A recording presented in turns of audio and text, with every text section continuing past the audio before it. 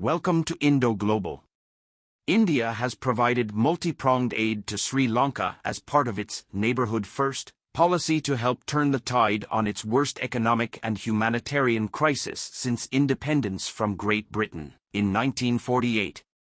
India has handed over 75 passenger buses to Sri Lanka as part of its efforts to strengthen public transport infrastructure in the cash-strapped country. India has provided multi-pronged aid to Sri Lanka as part of its Neighbourhood First policy to help turn the tide on its worst economic and humanitarian crisis since independence from Great Britain in 1948. Supporting mobility and accessibility in Sri Lanka, the High Commissioner handed over 75 buses for use by the Transport Board. The Indian High Commission here said in a statement that 500 buses are being supplied to Sri Lanka through Indian assistance to strengthen the public transport infrastructure.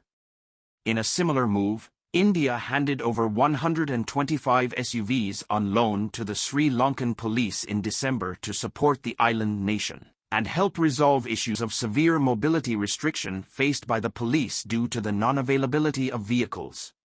Last year, the Sri Lankan government announced a debt default of more than $51 billion in foreign debt, a first in the country's history.